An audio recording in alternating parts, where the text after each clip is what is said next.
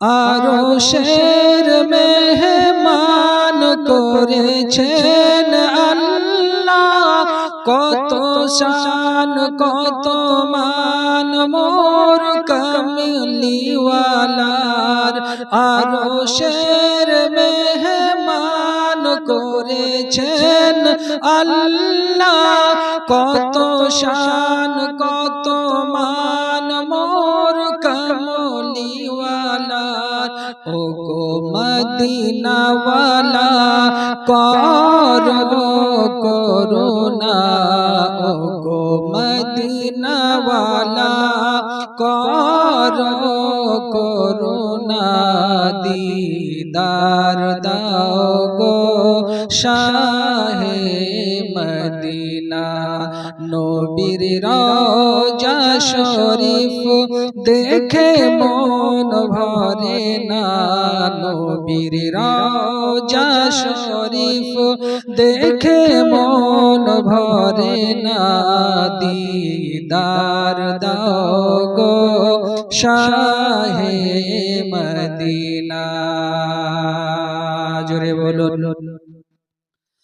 পৃথিবীর যতখানি যত দূরে গিয়েছি, কম বেশি দুঃখ পেয়েছি।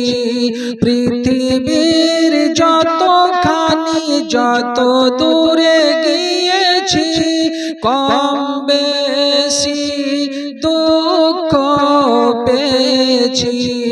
রওজাতে গেলে তার দুঃখ থাকে না, রওজাতে গেলে তার দুঃখ থাকে না, দিদার দাও গো শাহে মদিনা। নবীর রওজা শরীফ দেখে মন ভরে না, দিদার দাও গো শাহে মদিনা। আর জোরে বলুন সুবহানাল্লাহ। জালিম মোবারক দেখিলে এক নজর নূরেতে ঝলমল করবে ভিতর। জালিম মোবারক দেখিলে এক নজর নূরেতে ঝলমল করবে ভিতর।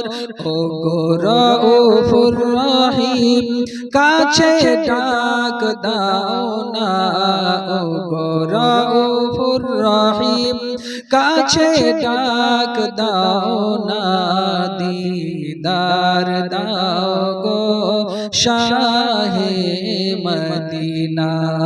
নবীর রওজা শরীফ দেখে মন ভরে না, নবীর রওজা শরীফ দেখে মন ভরে না, দিদার দাও গো শাহে মদিনা। মিল্লাতে ইসলামিয়া আমার মহান আল্লাহ পাক আল্লাহ তাআলার প্রিয় হাবিব সাল্লাল্লাহু তাআলা আলাইহি ওয়াসাল্লাম এমন একজন নবী, এমন একজন পয়গম্বর আমার আল্লাহ পাক আল্লাহ তাআলা জগতের বুকে পাঠিয়েছেন। জোরে বলুন সুবহানাল্লাহ। রাসূল পাক সাল্লাল্লাহু তাআলা আলাইহি ওয়াসাল্লাম যখন পবিত্র ধর্ম ইসলামের প্রচার ও প্রসার করতে আসেন, এমনি সময় যারা মুসলমান হয় তারা নিজের ইসলামটাকে লুকিয়ে লুকিয়ে রাখে, কারণ বিধর্মীরা যেন জানতে না পারে, বুঝতে না পারে। রাসূল পাক সাল্লাল্লাহু তাআলা আলাইহি ওয়াসাল্লামের দরবারে 39 থেকে 40 জন মুসলমান হয়েছে, কলমা পড়ে। এমনি সময় হযরত আবু বকর সিদ্দিক রাদিয়াল্লাহু তাআলা আনহু নবী পাক সাল্লাল্লাহু তাআলা আলাইহি ওয়াসাল্লামের এমন একজন আশিক, এমন একজন প্রেমিক যে আবু বকর সিদ্দিক রাদিয়াল্লাহু তাআলা আনহুর প্রেমের কথা বলে শেষ করা যাবে না। হযরত আবু বকর সিদ্দিক রাদিয়াল্লাহু তাআলা আনহু দরদ নবীজি সাল্লাল্লাহু তাআলা আলাইহি ওয়াসাল্লামের কাছে গিয়েছেন। ইয়া রাসূলুল্লাহ, ইয়া হাবিবাল্লাহ, ওগো আল্লাহ পাক, আল্লাহ তাআলার প্রিয় রাসূল, আপনাকে একটা কথা বলতে চাই। নবী আমার বলে, আবু বকর কি বলতে চাও তুমি আমাকে বলো। হযরত আবু বকর সিদ্দিক রাদিয়াল্লাহু তাআলা আনহু বলে, হুজুর, মহান আল্লাহ পাক আল্লাহ তাআলার পবিত্র ধর্ম ইসলাম হচ্ছে সত্য ধর্ম, আর এই সত্য ধর্মটাকে আমরা গোপনে প্রচার করতে রাজি নই, গোপনে প্রচার করতে রাজি নই। আপনি অনুমতি দিন, ইসলামকে প্রকাশ্যে প্রচার করতে হবে।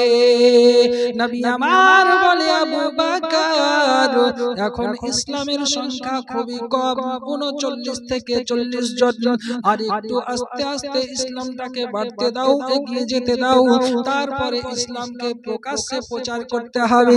হযরত আবু বকর সিদ্দিক রাদিয়াল্লাহু তাআলা আনহু বলেন, নবীজি আমি আপনার কথায় একমত আছি, তবে একটা কথা বলি শুনেন।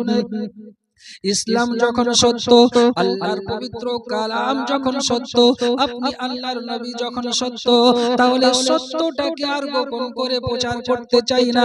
ইয়া রাসূলুল্লাহ, ইয়া হাবিবাল্লাহ, আপনি আমাকে অনুমতি দিন, আমি ইসলামটাকে প্রকাশ্যে প্রচার করতে চাই। ওগো সুন্নি মুসলমান জগতের বুকে হযরত আবু বকর সিদ্দিক রাদিয়াল্লাহু তাআলা আনহু নবী পাক সাল্লাল্লাহু তাআলা আলাইহি ওয়াসাল্লামকে যখন বারংবার বলতে শুরু করেছেন, নবী আমার বলে, আবু বকর, এত বলা সত্ত্বেও যখন তুমি শুনবে না, তাহলে যাও তুমি প্রকাশ্যে ইসলাম প্রচার করো।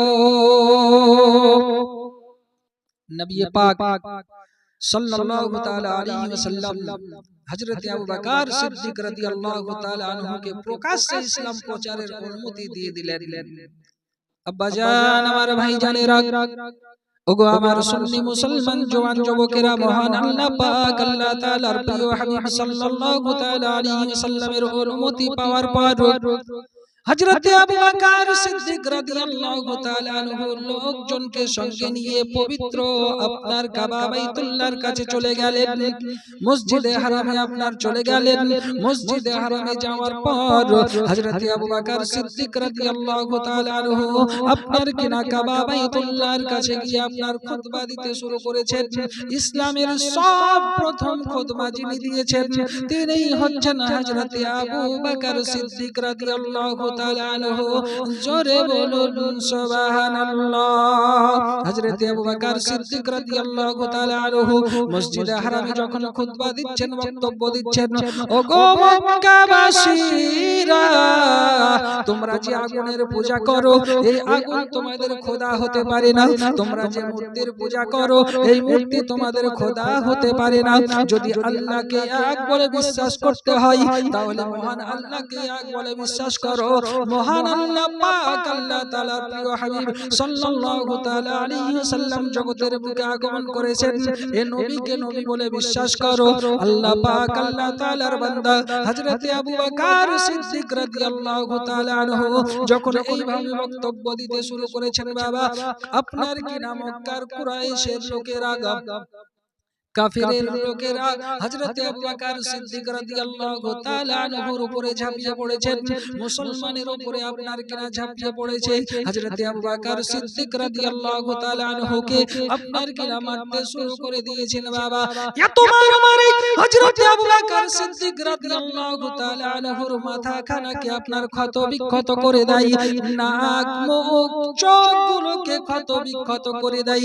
হযরত আবু বকর সিদ্দিক রাদিয়াল্লাহু তাআলা আনহুর সমস্ত শরীর থেকে রক্তের ফোয়ারা জারি হয়ে যায়। আবু বকর সিদ্দিক রাদিয়াল্লাহু তাআলা আনহুকে এত মার মেরেছে, বাবা, হযরত আবু বকর সিদ্দিক রাদিয়াল্লাহু তাআলা আনহু মসজিদে হারামে আপনার বেহুশ হালাতে পড়ে গেছে। হযরত আবু বকর সিদ্দিক রাদিয়াল্লাহু তাআলা আনহুকে এত মার মেরেছে, কাফেরেরা মুশরিকেরা হযরতে আবু বকর সিদ্দিক রাদিয়াল্লাহু তাআলা আনহুর শরীরখানা আপনার চূর্ণ বিচূর্ণ হয়ে গেছে। আবু বকর সিদ্দিক রাদিয়াল্লাহু তাআলা আনহু মসজিদে হারামে আপনার বেহুশ হালাতে পড়ে আছে। হযরতে আবু বকর সিদ্দিক রাদিয়াল্লাহু তাআলা আনহু নবী পাক সাল্লাল্লাহু তাআলা আলাইহি ওয়াসাল্লামের এমন প্রেমিক এমন আশিক ছিলেন বাবা। হযরতে আবু বকর সিদ্দিক রাদিয়াল্লাহু তাআলা আনহুর কথাটা আপনার কিনা বানু তামিম গোত্রের লোকের কাছে গিয়ে পৌঁছে গেল। বানু তামিম গোত্রের মানুষ মসজিদে হারামে উপস্থিত হয়ে দেখেন আবু বকর সিদ্দিক রাদিয়াল্লাহু তাআলা আনহুকে এত মার মেরেছে। আবু বকর সিদ্দিক রাদিয়াল্লাহু তাআলা আনহুর অবস্থা যেন খুবই খারাপ। আবু বকর সিদ্দিক হয়তো দুনিয়ার বুকে আর বেঁচে থাকবে না। বানু তামিম গোত্রের মানুষ হযরতে আবু বকর সিদ্দিক রাদিয়াল্লাহু তাআলা আনহুকে মসজিদে হারাম থেকে উঠিয়ে বাড়ির দিকে নিয়ে চলে গেলেন।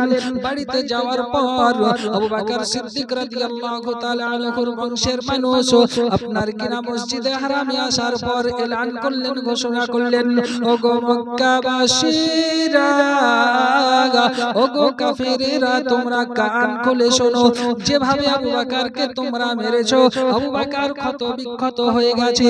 পৃথিবীর জমিনে যদি আবু বকর বেঁচে থাকে তাহলে ভালো, আর যদি মারা যায় তাহলে আবু বকরের প্রতিশোধ বদলা আমরা তোমাদের কাছ থেকে নিয়ে নেব।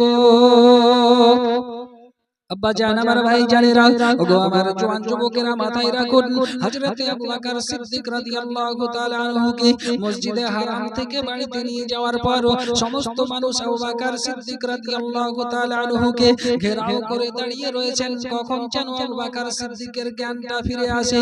সকাল থেকে নিয়ে সন্ধ্যা পর্যন্ত মানুষ দাঁড়িয়ে দাঁড়িয়ে অপেক্ষা করতেছেন আপনার আবু বকর সিদ্দিক রাদিয়াল্লাহু তাআলা আনহুর জ্ঞান যেন ফিরে আসলো না। হযরতে আবু বকর সিদ্দিকের কাছে দাঁড়িয়ে দাঁড়িয়ে মানুষ আপনার চিন্তা ভাবনা করে, এত মার মেরেছে, আবু বকর সিদ্দিকের হয়তো আর জ্ঞান ফিরবে না, আবু বকর সিদ্দিক হয়তো পৃথিবীর জমিনে আর বেঁচে থাকবে না। সন্ধ্যার সময় যখন হয়ে যায়, মহান আল্লাহ পাক আল্লাহ তাআলার বান্দা হযরতে আবু বকর সিদ্দিক রাদিয়াল্লাহু তাআলা আনহুর জ্ঞানটা চলে এসেছে বাবা। যেই না জ্ঞান এসেছে, আবু বকর সিদ্দিক রাদিয়াল্লাহু তাআলা আনহু আপনার কিনা সমস্ত মানুষের দিকে তাকিয়ে তাকিয়ে বলে, ওগো আমার বংশের মানুষেরা, বলো বলো আমার নবী কেমন আছে। আবু বকর সিদ্দিক রাদিয়াল্লাহু তাআলা আনহুর জ্ঞান আসার সঙ্গে সঙ্গে হযরতে আবু বকর সিদ্দিক রাদিয়াল্লাহু তাআলা আনহু বলছেন যে আমার নবী কেমন আছে এবং কোথায় আছে, কেমন ভালোবাসা, কেমন মোহাব্বত। আবু বকর সিদ্দিক রাদিয়াল্লাহু তাআলা আনহু ইসলামের প্রথম খলিফা। আবু বকর সিদ্দিক রাদিয়াল্লাহু তাআলা আনহুর মতো মোহাব্বত, ওনার মতো ভালোবাসা আমাদেরকেও করতে হবে, তবেই সিদ্দিকের দলের অন্তর্ভুক্ত হওয়া যাবে। মহান আল্লাহ পাক আল্লাহ তাআলার প্রিয় বান্দা হযরতে আবু বকর সিদ্দিক রাদিয়াল্লাহু তাআলা আনহু যেই না বলেছে আমার নবী কোথায়, নবী কেমন আছে, আবু বকর সিদ্দিক রাদিয়াল্লাহু তাআলা আনহুর বংশের মানুষেরা দাঁড়িয়ে দাঁড়িয়ে চিন্তা ভাবনা করে, আল্লাহ পাক আল্লাহ তাআলা, আমরা মনে করলাম যে নবীর কারণে আবু বকর সিদ্দিককে এতটা মার খেতে হয়েছে, যে নবীর কারণে আবু বকর সিদ্দিকের উপরে এতটা অত্যাচার হয়েছে, আমরা তো ভেবেছিলাম জ্ঞান আসার পরে ওই নবীকে ভুলে যাবে, ওই নবীর কথা মুখে আনবে না, কিন্তু না না না, আমরা যেটা ভেবেছিলাম তার বিপরীত হয়ে গেছে। আবু বকর সিদ্দিক জ্ঞান আসার সঙ্গে সঙ্গে ওই নবীর কথাই আবার উচ্চারণ করতে শুরু করেছে। সুন্নি মুসলমান, যেই না হযরত আবু বকর সিদ্দিক রাদিয়াল্লাহু তাআলা আনহু নবী পাক সাল্লাল্লাহু তাআলা আলাইহি ওয়াসাল্লামের কথা বলেছেন, হঠাৎ করে কিছু মানুষ আবু বকর সিদ্দিকের কাছ থেকে আপনার চলতে শুরু করে দিয়েছে, আপনার কিনা যেতে শুরু করে দিয়েছে। আর কিছু মানুষ বলে আবু বকর সিদ্দিক যখন কথা বলতে শুরু করেছে আর কোনো অসুবিধা হবে না, এই বলে তারা আবু বকর সিদ্দিকের কাছ থেকে চলে যাচ্ছে। যাওয়ার সময় হযরতে আবু বকর সিদ্দিক রাদিয়াল্লাহু তাআলা আনহুর জননী হযরতে উম্মুল খায়র তিনি পরে কলমা পড়ে মুসলমান হয়েছিলেন। জোরে বলুন সুবহানাল্লাহ। উম্মুল খায়র রাদিয়াল্লাহু তাআলা আনহাকে বলে গো উম্মুল খায়র, ও গো আবু বকর সিদ্দিকের মা, আবু বকর সিদ্দিকের জন্য কিছু খাবার এবং পানির ব্যবস্থা করো। আব্বাজি আমার ভাইজানেরা, ও গো আমার জওয়ান যুবকেরা, হযরতে আবু বকর সিদ্দিক রাদিয়াল্লাহু তাআলা আপনার কিনা আবু বকর সিদ্দিকের জন্য খাবার পানি ব্যবস্থা করে আবু বকর সিদ্দিক রাদিয়াল্লাহু তাআলা আনহুর কাছে নিয়ে এলেন।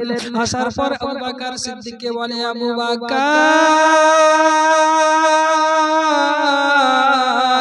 এসো বাবা এসো, নাও তুমি কিছু খেয়ে নাও, পান করে নাও। আবু বকর সিদ্দিক রাদিয়াল্লাহু তাআলা আনহু বলেছিল, ও গো জননী মা, আমি অতক্ষণ পর্যন্ত কিছু খাবো না, পান করবো না, যতক্ষণ পর্যন্ত আমি আমার নবীকে চোখে না দেখতে পাবো। আবু বকর সিদ্দিক বলছেন, অতক্ষণ পর্যন্ত আমি কিছু খাবো না, পান করবো না, যতক্ষণ পর্যন্ত আমি আমার নবীকে নিজের চোখে না দেখবো। আবু বকর সিদ্দিক রাদিয়াল্লাহু তাআলা আনহুর মা উম্মুল খায়র বলেছিল, বাবা আবু বকর, তোমার নবী তো এইখানে নাই, তবে তুমি সকাল থেকে বেহুশ হালাতে পড়েছিলে বাবা, এখন তোমার জ্ঞান এসেছে, হুঁশ এসেছে, আগে তুমি কিছু খাও, পান করো, তারপরে তোমার নবীর সঙ্গে তোমার সাক্ষাৎ হবে, দেখা হবে। আবু বকর সিদ্দিক বলেছিল, মা, যে নবী পাক সাল্লাল্লাহু তাআলা আলাইহি সাল্লামের প্রতি আমার মুহাব্বত ভালোবাসা, ওই নবীকে যতক্ষণ পর্যন্ত আমি আবু বকর দেখতে না পাবো, ততক্ষণ পর্যন্ত আমি কিছু খাবো না, পান করব না। হযরত আবু বকর সিদ্দিক রাদিয়াল্লাহু তাআলা আনহুর মা উম্মুল খায়র বলেছিল, বাবা আবু বকর, তোমার নবী এখন কোথায় আছে আমার তো কোনো খবর নাই, জানা নাই। আবু বকর সিদ্দিক রাদিয়াল্লাহু তাআলা আনহু বলেছিল, গো মা জননী, যদি আমার নবীর খবরটা জানতে হয়, যদি আমার নবীর সংবাদটা পেতে হয়, তাহলে তুমি চলে যাও উমর ফারুকের বোন হযরতে উম্মে জামিলের কাছে। উম্মে জামিলের কাছে গিয়ে জানতে চাও আমার নবী কোথাও, সেই আমার নবীর কথাটা বলে দেবে। হযরতে উম্মুল খায়র গুটি গুটি গুটি গুটি পাই উম্মে জামিল রাদিয়াল্লাহু তাআলা আনহুর দরবারে চলে যায়। উম্মে জামিলের কাছে যাওয়ার পর আবু বকর সিদ্দিক রাদিয়াল্লাহু তাআলা আনহুর মা বলে, ওগো উম্মে জামিল, বলো বলো তোমার নবী এখন কোথায় এবং কেমন আছে? উম্মে জামিল যদিও কলমা পড়ে মুসলমান হয়েছে, কিন্তু নিজের ইসলাম নিয়ে আসাটাকে গোপন রেখেছেন, প্রকাশ করেননি বাবা। উম্মে জামিল বলে, আমি এই নবীর কথা বলতে পারবো না, কোথায় আছে কেমন আছে আমার খবর নাই, জানা নাই, তবে এতটুকু কথা বলতে পারি, আপনি যদি অনুমতি দেন, আপনি যদি হুকুম দিয়ে দেন, তাহলে আমি আপনার আবু বকরকে এক নজর দেখে আসতে পারি। হযরতে উম্মুল খায়র বলেছিল, উম্মে জামিল, চলো চলো তুমি আমার আবু বকর সিদ্দিককে একবার দেখে আসবে। উম্মে জামিল আবু বকর সিদ্দিক রাদিয়াল্লাহু তাআলা আনহুর মায়ের সঙ্গে চলতে শুরু করেছেন। যেতে যেতে যেতে যেতে হযরত আবু বকর সিদ্দিক রাদিয়াল্লাহু তাআলা আনহুর এমন অবস্থা হয়ে আছে বাবা, উম্মে জামিল দেখার পর যেন আর সইতে পারে না, উম্মে জামিল যেন আর সহ্য করতে পারে না। আবু বকর সিদ্দিক রাদিয়াল্লাহু তাআলা আনহুর দেহখানা মাথা থেকে নিয়ে পা পর্যন্ত ক্ষত বিক্ষত হয়ে আছে, শুধু একটাই কারণ, নবী পাক সাল্লাল্লাহু তাআলা আলাইহি সাল্লামের মুহাব্বতের কারণে, ইসলামের প্রচারের কারণে আবু বকর সিদ্দিক রাদিয়াল্লাহু তাআলা আনহুকে এইভাবে আঘাত করা হয়েছে বাবা। নবী পাক সাল্লাল্লাহু তাআলা আলাইহি ওয়াসাল্লামের প্রিয় সাহাবী হযরত আবু বকর সিদ্দিক রাদিয়াল্লাহু তাআলা আনহু আপনার কিনা উম্মে জামিলকে দেখার পর আপনার উম্মে জামিলকে বলেছিল, উম্মে জামিল, বলো বলো আমার নবী কেমন আছে? আব্বাজি আমার ভাইজানেরা, ওগো আমার জওয়ান যুবকেরা, হযরতে উম্মে জামিল আবু বকর সিদ্দিক রাদিয়াল্লাহু তাআলা আনহুকে ইশারা করে বলে, আবু বকর, আপনার মা তো আমার কাছে দাঁড়িয়ে আছে, এখন আমি নবীর কথা বলবো তো কেমন ভাবে বলবো গো। উম্মে জামিলকে আবু বকর সিদ্দিক বলেছিল, উম্মে জামিল ওটা আমার মা, তাকে দেখে ভয় করার কোনো কারণ নাই। উম্মে জামিল যখন এই কথা বলে, আবু বকর সিদ্দিক রাদিয়াল্লাহু তাআলা আনহু বলে, ওটা আমার মা, আমার মাকে দেখে ভয়ের কোনো কারণ নাই।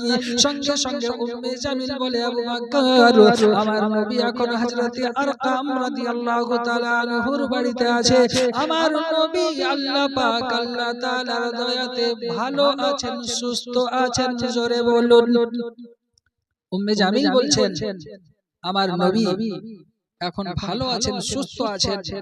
হযরত আবু বকর সিদ্দিক বলে, কসম খোদার করে বলি, যতক্ষণ পর্যন্ত ওই নবীকে আমি আবু বকর সিদ্দিক নিজের চোখে না দেখে নেব, ততক্ষণ পর্যন্ত আমি কিছু খাবো না, পান করব না। জোরে কোন সুবহানাল্লাহ।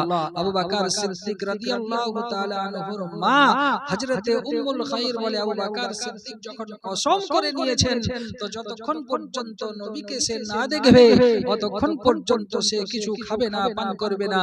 এই মনে চিন্তা করে আবু বকর সিদ্দিক রাদিয়াল্লাহু তাআলা আনহুকে উনার মা হযরতে উম্মুল খায়র আবু বকর সিদ্দিককে সঙ্গে নিয়ে নবী পাক সাল্লাল্লাহু তাআলা আলাইহি ওয়াসাল্লামের দরবারে চলে যান। হযরতে আরকাম রাদিয়াল্লাহু তাআলা আনহুর বাড়িতে গিয়ে যখন পৌঁছে গেছেন, নবী পাক সাল্লাল্লাহু তাআলা আলাইহি ওয়াসাল্লাম আবু বকর সিদ্দিককে দেখে নবী আমার দুটো হাত বাড়িয়ে আবু বকর সিদ্দিককে বুকে লাগিয়ে নিয়েছেন। নবী আমার বলে, আবু বকর রে, তোমাকে ইসলাম প্রচার কারণে এতটা মার খেতে হয়েছে, এতটা যন্ত্রণা দেওয়া হয়েছে, এ আবু বকর তুমি কি এখন ভালো আছো, সুস্থ আছো? আবু বকর সিদ্দিক বলে, দরদি নবীজি, ইসলামের খাতিরে আপনার মহব্বতে আমি মার খেয়েছি, আমার উপরে অত্যাচার হয়েছে। ইয়া রাসূলুল্লাহ, ইয়া হাবিবাল্লাহ, আমার কোনো কষ্ট হয়নি, অসুবিধা হয়নি। ওগো নবীজি, আপনি বলুন আপনি কেমন আছেন? নবী আমার বলে, আবু বকর, আল্লাহ পাকের রহমতে আমি নবী ভালো আছি।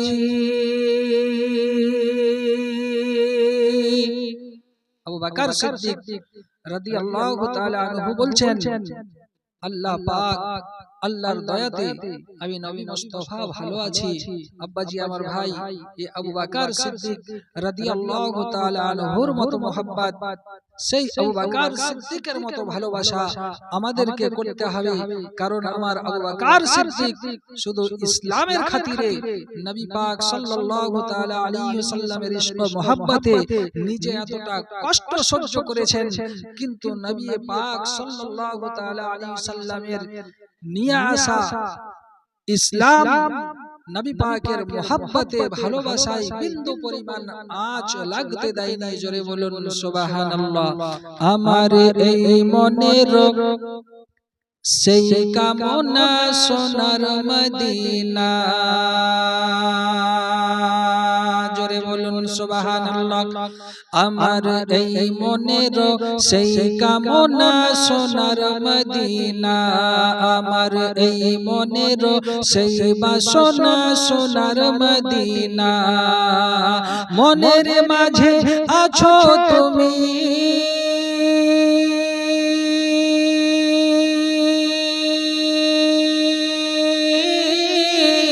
মনের মাঝে আছো তুমি, মনের মাঝে আছো তুমি, কেন দেখি না আমার এই মনের সেই কামনা সোনার মদিনা, আমার এই মনের সেই বাসনা সোনার মদিনা।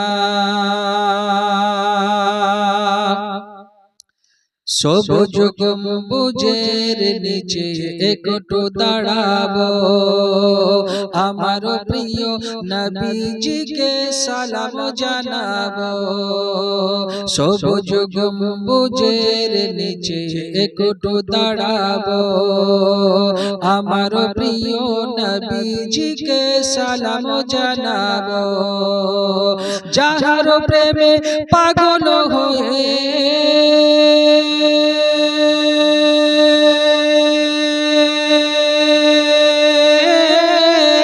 যাহার প্রেমে পাগল হয়ে, যাহার প্রেমে পাগল হয়ে হলাম দিওয়ানা, আমার এই মনের সেই কামনা সোনার মদিনা, আমার এই মনের সেই বাসনা সোনার মদিনা।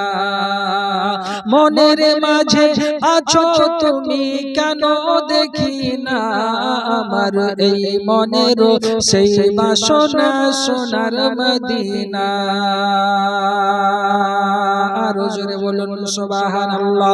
জন্মভূমিতে মন আর যেদিকে না, পাখি হলে উড়ে যেতাম সোনার মদিনা। জন্মভূমিতে মন আর যেদিকে না, পাখি হলে উড়ে যেতাম সোনার মদিনা। কবুল করো এই বাসনা,